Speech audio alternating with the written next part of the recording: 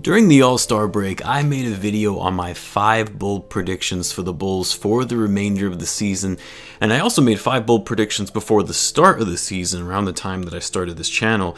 And I'll leave a link to those 2 videos in the description in case you guys are interested. But with the recent changes to the roster, which occurred yesterday before the NBA trade deadline, I thought I would put together another 5 bold predictions for the Bulls for the rest of the year, but also for the offseason, and that's what I want to talk about in today's video. So what's going on, everyone? You are listening to Bulls Central here. Hope you're all doing well.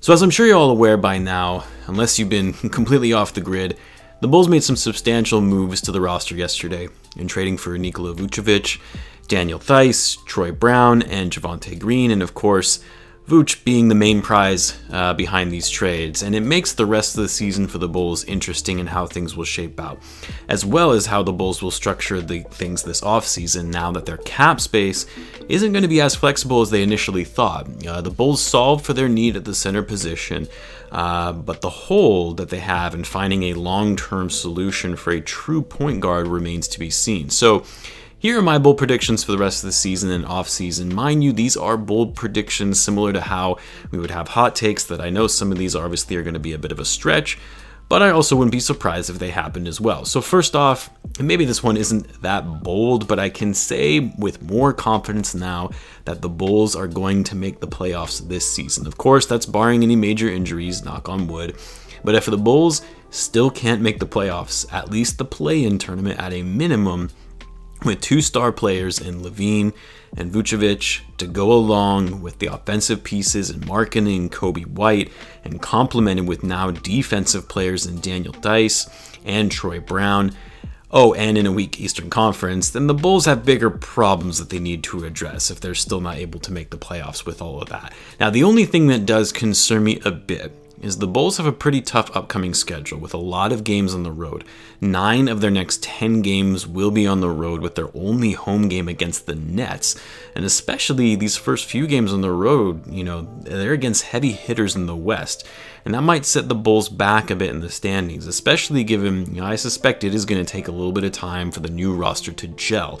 And I think as Bulls fans, we have to be a little patient and not be so reactionary if the Bulls struggle the first couple weeks or so while the guys are getting used to playing together. I would say, if by mid to late April things still aren't going well and the Bulls keep losing games, then yeah, it might be time to start worrying a little bit if you're the Bulls.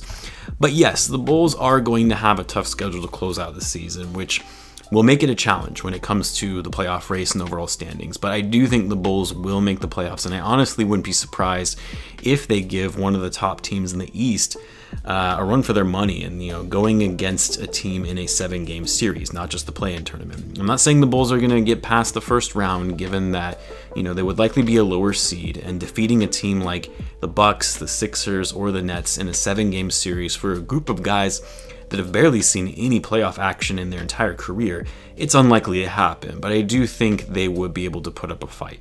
My next bold prediction is that the Bulls will not sign Lauri Markkanen in free agency. Re-sign, I guess I should say. Now, I know this is a change to what I've been saying most of the year, but let me explain why these most recent trades have changed that. By the Bulls bringing in Vucevic, first of all, he's a big contract, so their cap space is a little more limited than it was before. And Markkanen is going to be looking to get paid. Now, you can argue whether he deserves a big payday or not, but he's looking to get paid, and I think some team is likely going to overpay him, which the Bulls don't have as much flexibility as they did before to be able to match that. And second, by adding Vucevic, Markkanen's role on the team isn't as important as it was before, because now we have a big man who can stretch the floor and do most of the things that Markkanen does, but he actually, can do a lot more. He's a significantly better rebounder, plays marginally better defense, a better post-up player, and is actually a more consistent scorer, which we just haven't seen from Markkanen this season.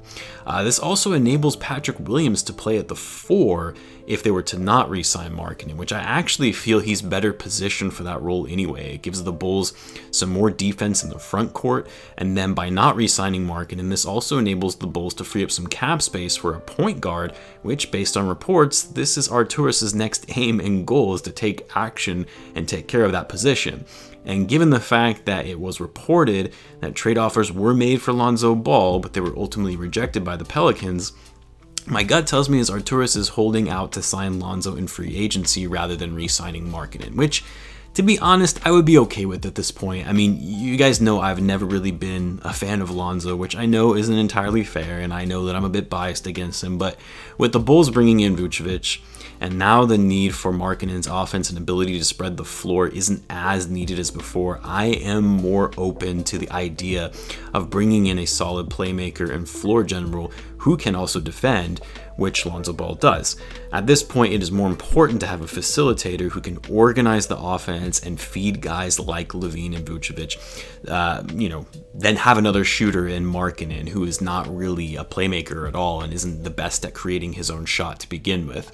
I know my tone has changed a little bit on Markkanen, based on what I'm sharing right now, but that's also because things change when you make a big shift to the roster like the Bulls have.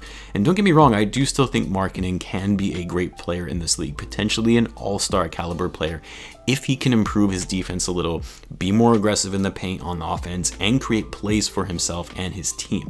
He would be a great big man in this league. And hey, if this works out, that Markkanen and Vooch play really well together with Zach LaVine and defense doesn't suffer too much, then maybe the Bulls do re-sign Markkanen and look for other ways to upgrade that point guard position. Which leads me to my next bold prediction, which maybe this also isn't that bold either, given it's been rumored the Bulls have been looking to make this move, but I'm predicting the Bulls will make an offer to Lonzo Ball in free agency to the tune of around $18 million a year, which the Pelicans will not match, partially because they don't really have the money to do so, and I'm sure they're also holding on to some of their salary cap for Zion Williamson when he's due for an extension on his rookie scale deal. Now, in order for the Bulls to do this, well, one, they wouldn't be able to make an offer to Markkanen, and then they would also likely have to waive Satoransky, who will be on a partially guaranteed deal salary next season.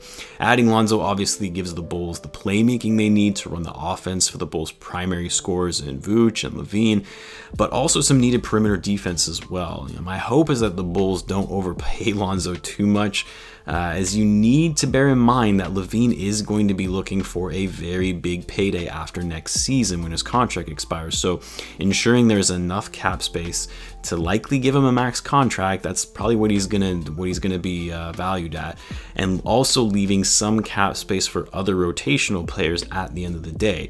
I trust in this front office to make the right decision based on how Arturas has built the Nuggets into a contender and simply based on the moves he's made thus far in his short tenure with the Bulls. My next bold prediction, Thaddeus Young will finish top 3 in Sixth Man of the Year voting. I might even go as far to say that he might win it.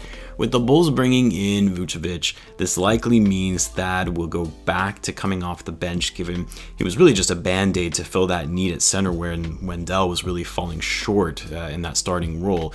And he's much better suited coming off the bench with how well he has been performing in leading that second unit with his great playmaking, his defense, and veteran presence. With the strong numbers that he's been putting up and the fact that now he'll have the required amount in terms of percentage of games coming off the bench to qualify for that award, I think he'll be well positioned to earn a lot of votes for it, especially if the Bulls start winning consistently and if the bench improves dramatically as a result because of his presence. And then finally, my last bold prediction, Patrick Williams from now through the rest of the season will average 14 points per game. Not 14 points per game for the whole season. Currently, he's averaging 9.6 points per game for the season. So a jump to 14 to round off the entire year, I would say, is pretty unrealistic. But as of Saturday's game until the end of the year, Patrick Williams will average 14 points a game for the remaining 29 games of the season. I think Patrick is going to benefit greatly from this trade by having a playmaking center in Vooch and another guy to help spread the floor as well, and to enable him to make more cutting plays and drives to the basket for easy buckets.